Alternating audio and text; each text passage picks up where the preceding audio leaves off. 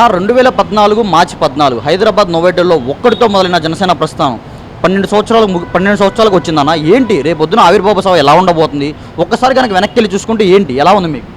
2014 మార్చి 14న మా అధినేత ఒక ఆశయంతో ఈ రాష్ట్రంలో ఆ రోజు రాష్ట్రాన్ని విడదీశారు. హేతుబద్ధంగా కాకుండా రాజకీయ నాయకులు తమ స్వార్థం కోసం విడదీశారు. తెలుగు ప్రజల మధ్య పొరపచ్చాలు వచ్చే అవకాశం ఉంది. ఈ సమయంలో పార్టీ పెట్టి ఖచ్చితంగా తెలుగు ప్రజలందరికీ కూడా అన్నదమ్ముల్లా ఉండాల్సిన బాధ్యత మన మీద ఉందనే ఉద్దేశంతో, అలాగే ఆంధ్రప్రదేశ్ రాజకీయాల్లో కూడా ఒక సరికొత్త రాజకీయ ప్రస్థానాన్ని తీసుకురావాలనే సదుద్దేశంతో 2014లో పార్టీ ప్రారంభించారు.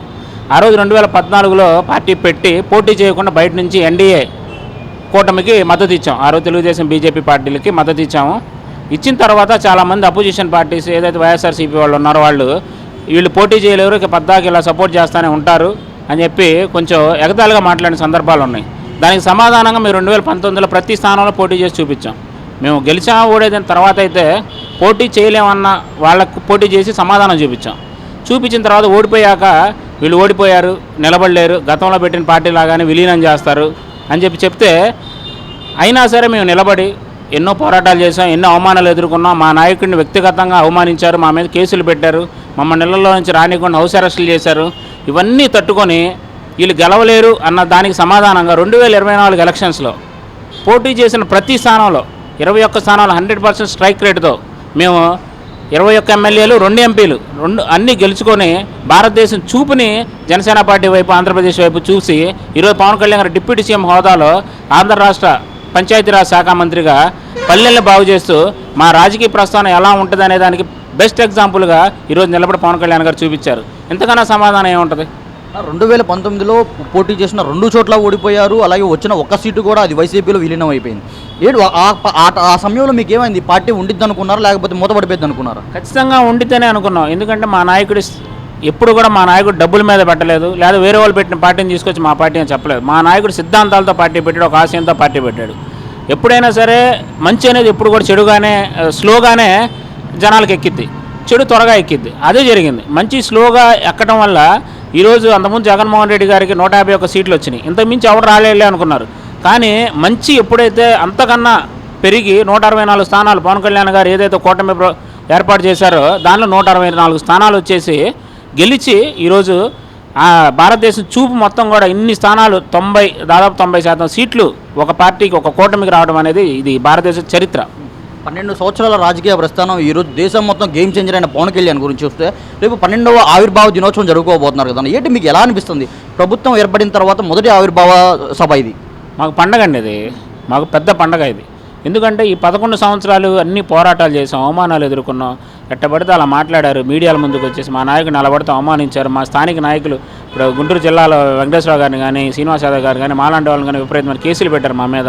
ఇవన్నీ దాటుకొని ఎప్పుడైనా సరే మనం కష్టపడి ఒకటి సాధించిన తర్వాత అలా ఒక పిల్లోడు ఏదో సంవత్సరం మొత్తం చదివే ఎగ్జామ్స్లో మంచి రిజల్ట్స్ వచ్చిద్దో అదేవిధంగా ఆ పరిస్థితిలో ఉన్నాం మేము. ఈరోజు మాకు రిజల్ట్స్ వచ్చినాయి. ఇది మా పండగ, దేవుడు ఆశీస్సులు మా మీద ఉన్నట్టున్న. అదే రోజు హోలీ పండుగ. హోలీలో రకరకాల రంగులతో ఏ విధంగా అయితే ప్రజలు జరుపుకుంటారో మేము కూడా ఆ రోజు మా హోలీ పిఠాపురంలో జరుపుకుంటున్నాం జనసైనికులు అందరూ కలిసి.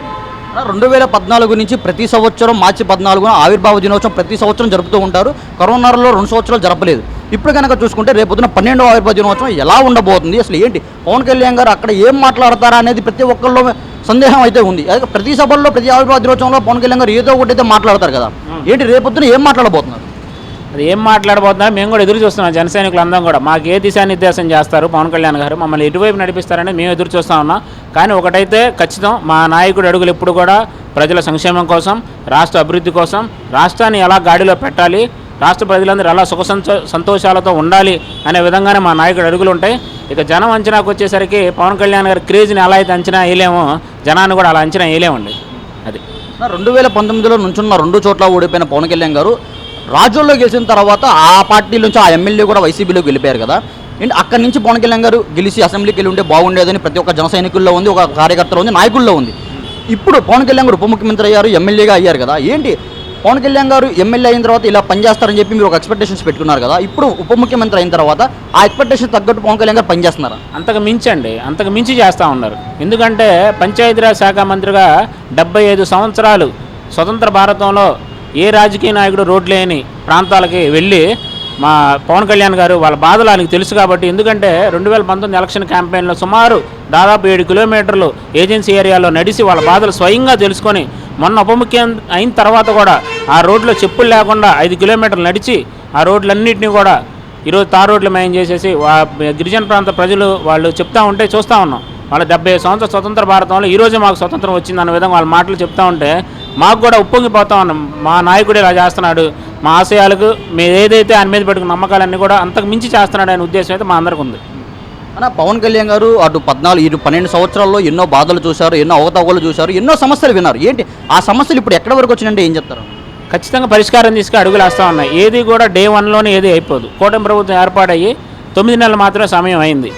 అదిగాక పోయినసారి ఉన్న ప్రభుత్వం ప్రతిసారి జగన్మోహన్ రెడ్డి గారు ఆదాయం మీద దృష్టి పెట్టకుండా బటన్ నొక్కే పనిలోనే ఉండి ఆయన నొక్కేశారు. మొత్తం రాష్ట్రం మొత్తం అప్పుల పాలైంది. ఒకవైపు దీన్ని గాడిలో పెట్టుకుంటానే సంక్షేమ పథకాలు ఇంప్లిమెంట్ చేస్తానే మిగిలినవన్నీ కూడా సరిచేయాల్సిన బాధ్యత ఉంది. ఒక్కొక్క హామీ నెరవేరుస్తూ వచ్చారు. ఈ సమస్యలు కూడా పరిష్కారం తీసుకుని ప్రతిదీ అడుగులేస్తూ ఉంది. మొన్న జగన్మోహన్ రెడ్డి గారు కూడా మాట్లాడుతా పవన్ కళ్యాణ్ గారు కార్పొరేటర్కి ఎక్కువ, ఎమ్మెల్యేకి తక్కువ అన్నారు. ఏంటి దాని మీద మీ అభిప్రాయం ఏంటి? దానికి మీరేమంటారు? అతనికి అధికార దాహం ఎక్కువైపోయి అధికారం పోయేసరికి అతను ఏం మాట్లాడుతున్నాడో అతనికి అర్థం కావట్లేదు. అతని మాటలు పట్టించుకోవాల్సిన అవసరం లేదు.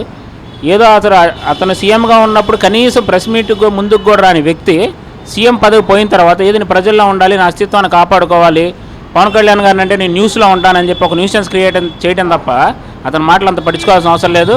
ఒక ప్రతిపక్ష హోదా కూడా లేని ఎక్స్ సీఎంగా జగన్మోహన్ రెడ్డి గారు ప్రజలు ఇచ్చిన తీర్పుని గుర్తుపెట్టుకుని మాట్లాడితే మంచిది. ఈ వీడియో నచ్చితే లైక్ చేయండి. అలాగే మా ఛానల్ ని ఫస్ట్ టైం కనుక చూస్తున్నట్టయితే ఇప్పుడే సబ్స్క్రైబ్ చేసుకుని పక్కనే ఉన్న గంట సింబల్ ని యాక్టివేట్ చేసుకోండి. అప్పుడే మేము పెట్టే ప్రతి వీడియో మీకు నోటిఫికేషన్ గా వస్తుంది. అలాగే ఈ వీడియో పూర్తిగా చూసినందుకు ధన్యవాదాలు.